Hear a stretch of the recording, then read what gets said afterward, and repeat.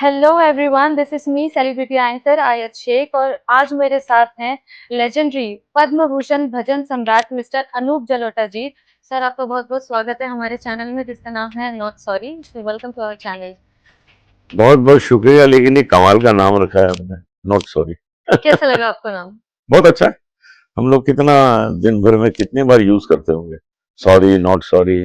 But मुझे नहीं लगता आपको ये यूज करने की जरूरत पड़ती होगी, बिकॉज आप ऐसे कुछ काम करते ही नहीं होंगे जिसको आपको नॉट सॉरी बोलने की जरूरत पड़े। सच में नहीं जरूरत पड़ती है, क्योंकि सब कुछ सूझबूझ से होता है। तो सर, जैसे कि आप जानते हैं आपके बहुत सारे फैंस हैं पूरे दुनिया में, तो उन सारे फैंस के बहुत सारे सवाल थे और वो बहुत सारे सवालों में से कुछ सवाल हमने सिलेक्ट किए हैं आज आपको पूछने के लिए। तो आई होप आपको ये सवाल बहुत अच्छे लगेंगे एंड पूछिए, हम उम्मीद करते हैं कि जवाब हमको बहुत ईमानदारी से जरूर मिलेगा। पूछिए, जरूर तो पूछिए। हमारा पहला सवाल ये है, भजन या गजल दिल के सबसे ज्यादा करीब क्या है और क्यों? दिल के करीब तो भजन है, लेकिन गजल भी दूर नहीं क्या बात है। है। Thank you so much. आगे बढ़ते हैं नेक्स्ट सवाल की तरफ। अगर आप सिंगर नहीं होते तो कौन से प्रोफेशन में होते, कभी सोचा है? मैं बहुत अच्छी क्रिकेट खेलता था, तो मैं क्रिकेट प्लेयर होता और मेरा भी सूर्यवंशी की तरह नाम हो जाता। क्या बात है। ओके। आपकी लाइफ का सबसे बड़ा टर्निंग पॉइंट क्या रहा है, पर्सनल लाइफ या प्रोफेशनल लाइफ? मेरा जो टर्निंग पॉइंट प्रोफेशनल रहा है, वो एक फिल्म आई थी शिरडी के साईं बाबा। ओके। उसमें मैंने 4 गाने गाए थे। मुझे मनोज कुमार जी ने कहा कि इसमें गाओ। उसमें गाने के बाद मुझे काफ़ी प्रसिद्धि प्राप्त हुई, और उन्हीं दिनों मैंने एक फिल्म एक दूजे के लिए, उसमें लता जी के साथ भी थोड़ा गाया था। लेकिन शिरडी के साईं बाबा मेरे लिए एक टेक ऑफ अपॉर्चुनिटी थी। उससे मुझे बहुत कुछ मिला। So that is your memorable moment. हमेशा वो आप भूल नहीं सकते उसे, भूल नहीं सकते। चलिए आगे बढ़ते हैं। आपके लिए सक्सेस की डेफिनेशन क्या है? सक्सेस की डेफिनेशन है कि जब आपका सिग्नेचर ऑटोग्राफ बन जाए, बस ये वही मैं याद सक्सेस। रखूंगी और आई गेस मैं यूज करूंगी अपनी पर्सनल लाइफ में ये। अगर टाइम मशीन मिल जाए तो करियर के कौन से फेज में आप दोबारा जाना चाहेंगे, दोबारा जीना चाहेंगे? हम जीना चाहेंगे जब हम अपने पिताजी से संगीत सीख रहे थे, विधिवत हम्म, बहुत तरीके से सीख रहे थे क्लासिकल म्यूजिक, हम्म, और अचानक मेरा नाम हो गया। हम्म, मेरा एक एल्बम सुपरहिट हो गया, भजन संध्या। तो सीखना बंद हो गया। तो मैं ये चाहूँगा कि अगर वही चीज़ मुझे 5 साल बाद होती, तो मैं और अच्छा गाता। तो वो और लर्निंग फेज थोड़ा लंबा हो जाता, हाँ, फादर के साथ ज्यादा टाइम तो मिल जाता। भगवान ने जरा मुझे जल्दी से फेमस कर दिया, ये जरा ठीक नहीं किया। ये तो उल्टा हो गया, लोग फेमस होने की दुआ करते हैं और आप रिग्रेट नहीं, कर रहे मेरे लिए हैं। ठीक नहीं हुआ। ओके, एनीवेज आगे बढ़ते हैं। क्या कभी किसी डिसीजन से आपको रिग्रेट हुआ है बाद में? नहीं, कभी भी नहीं हुआ। मैंने जो भी चीज़ें डिसाइड की हैं, सोच समझ के की हैं, और भगवान हमेशा मेरे साथ रहा है। क्योंकि मैं भगवान के भजन गाता हूँ, तो भगवान हमेशा मेरा सहायक रहा है ब्लेसिंग रहती है और हमेशा। रहेगा, मुझे पता है। सोशल मीडिया ने सेलिब्रिटीज की लाइफ इजी बनाई है या बहुत ज्यादा डिफिकल्ट बनाई है, आपको क्या लगता है आज के जमाने में? बड़ी इजी बनाई है। आज सोशल मीडिया पे लोग उन कलाकारों को भी याद कर लेते हैं जिनको लोग भूल चुके थे, उनको भी हम लोग देखते हैं। और फिर हमारे यहाँ जो महफिलें होती हैं, ये सब महफिलें लोग देखते हैं, लोगों का दिल खुश होता है। कभी आज हरिहरन गा रहे थे, आज ये गा रहे थे, आज वो गा रहे थे। कभी हम हरिहरन जी के यहाँ बैठे हैं, वहाँ गा रहे हैं, सोनू निगम के यहाँ बैठे गा रहे हैं। तो ये सब चीज़ें जो हैं, अब लोगों के घर तक पहुँचने लगी हैं।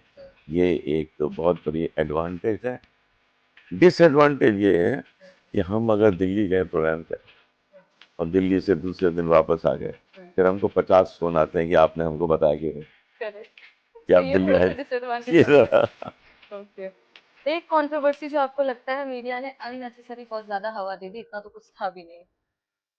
कौन सी? कोई भी कंट्रोवर्सी जो आपको लगता है कि इतना कुछ था नहीं बट मीडिया ने मेरे हवा ख्याल, बना हाँ, दिया। मेरे ख्याल से एक बिग बॉस का हुआ था, ओके। लेकिन वो कुछ था ही नहीं, क्योंकि उसके बाद किसी ने मुझे एग्जैक्टली। जसलीन के साथ देखा ही नहीं। न किसी रेस्टोरेंट में बैठे देखे, न मेरे घर पे देखा, न मुझे उसके घर पे देखा, ना हम कोई फिल्म देख रहे हैं वहाँ देखा, ना किसी क्लब में देखा। तो लोगों को लगा यार ये तो बस वहीं तक था, तो ड्रामा था पूरा। जैसे एक फिल्म होती है, फिल्म में आप 3 घंटे सलमान खान और कटरीना कैफ को देखते हैं, लेकिन वो 3 घंटे खत्म होते हैं, फिर कभी नहीं देखते। तो वो फिल्म ही है, ड्रामा है, और करेक्ट। एक चीज जो आप चाहते हैं कि लोग आपको सिर्फ उसी के लिए याद रखें, हाँ, अपार्ट फ्रॉम म्यूजिक, बिल्कुल। आप म्यूजिक मैं नहीं ये छोड़ सकते। चाहता हूँ कि लोग इस तरह याद रखें कि हमारा जो व्यवहार है वो हमारे संगीत से बेहतर है। करेक्ट। हमारे पिताजी हमको सिखाते थे कि अगर तुम्हारा टैलेंट 19 है, तुम्हारा बिहेवियर 20 है, तो तुमको रिजल्ट मिलेगा 21। और अगर तुम्हारा टैलेंट है 21, बिहेवियर है 20, तो रिजल्ट मिलेगा 19। दिस इज समथिंग न्यू, ये मैथमेटिक्स में हाँ, पहली बार सुन रही यस हूँ। यस। ओके। आपके हिसाब से आज की जनरेशन की सबसे अच्छी बात आपको क्या लगती है? आज की जनरेशन बहुत स्मार्ट है। आज बच्चा जब पैदा होता है तो उसके हाथ में सेलफोन होता है। करेक्ट। अभी आगे चल के ये भी हो जाएगा कि पहले से इंसर्ट कर दिया जाएगा पेट में कि वहां भी 9 महीने भी सीखो, 9 महीने भी काम करो अंदर बैठ के। तो बच्चे आज इतने स्मार्ट हैं, हम तो भाई नहीं थे इतने, हमको पता, हम आज भी इतने नहीं। मुझे याद है कि मेरा बेटा जब 2 साल का था तो हम उसको कहते थे, आरमन जरा फैन चलाना। तो बोर्ड पे तो 30-35 स्विचेस लगे हुए थे, वो जाके सीधे फैन का चलाता था। मैं समझता था यार 2 साल मुझे तो मिलता नहीं, ढूंढता 3-4 दबाता हूँ तो फैन वाला दबता है। तो ये है बच्चों का दिमाग आजकल। अलर्टनेस थोड़ी ज्यादा है आज हाँ, की तो यही जनरेशन वजह है कि उसकी स्मार्टनेस, उसकी इंटेलिजेंस देख के मैंने उसे कहा ठीक है कुछ करो। तो उसने प्रिंसटन यूनिवर्सिटी में पढ़ा, वहाँ टॉप किया और न्यूयॉर्क में बहुत अच्छी जॉब कर रहा है। तो मैं समझता हूँ कि आजकल के बच्चे बहुत स्मार्ट हैं, बहुत तेज हैं और आज जरूरत है ऐसा होना। तो मेरा नेक्स्ट सवाल आपके लिए ये है, ये थोड़ा सा इंटरेस्टिंग है, ये थोड़ा ज्यादा इंटरेस्टिंग है। अगर आपको एक दिन के लिए पीएम बनाया जाए तो आप म्यूजिक इंडस्ट्री में क्या चेंज लाएंगे? मैं म्यूजिक इंडस्ट्री में चेंज ये लाऊंगा कि सबसे पहले तो जिन गानों में गाली गलौज होता है उन सारे सिंगर्स को और प्रोड्यूसर्स को जेल में डाल दूंगा और ये भी कह दूंगा कि इनकी बेल ना हो कभी, ये अंदर कमरे में बैठ के गाएं बस। सर मुझे ऐसे क्यों लग रहा है कि आपको कॉमेडियन भी बनना चाहिए था, मैं आपका बन एक जाऊंगा। ड्रीम अरे आप होगा कहिए ये ना, भी। हम बनेंगे। हिडन ड्रीम, हिडन टैलेंट है ये आपका। बन जाएंगे। ओके, आगे बढ़ते हैं। अगर आपको अपने यंगर सेल्फ को कोई एडवाइस देनी हो तो वो क्या होगी?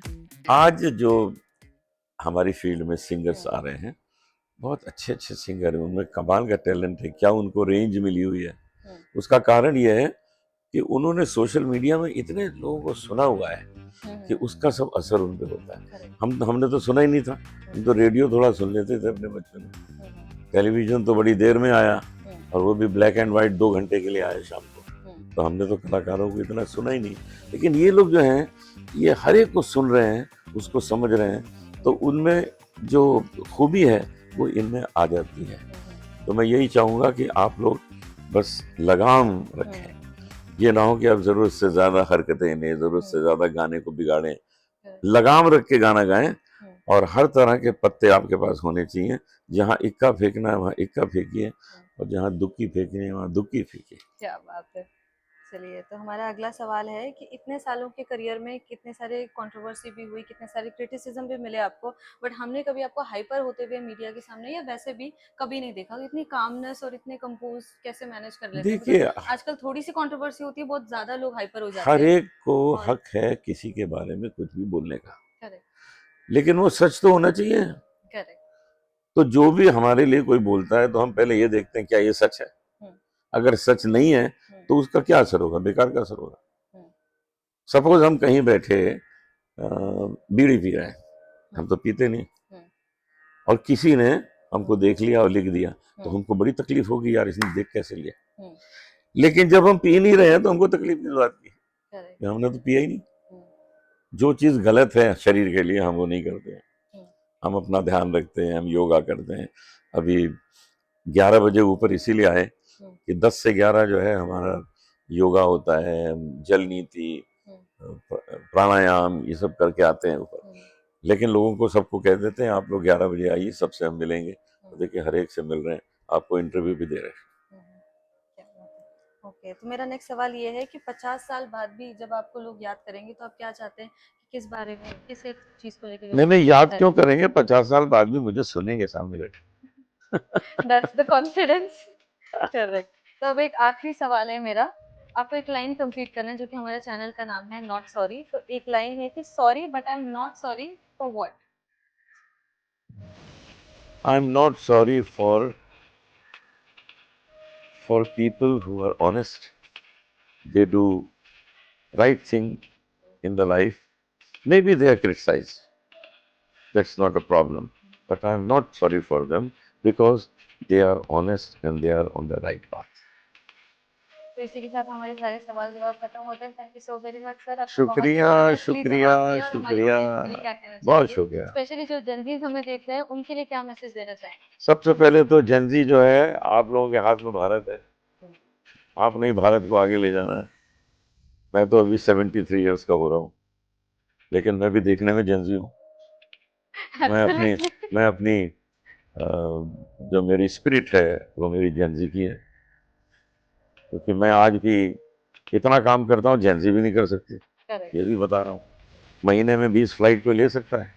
मैं पिछले 45 साल से ले रहा हूँ 20 फ्लाइट महीने की, इंटरनेशनल वो भी, दुनिया भर। तो जेनजी को ये कहना है कि कभी भी अपने को ये ना महसूस करो कि तुम थक गए हो।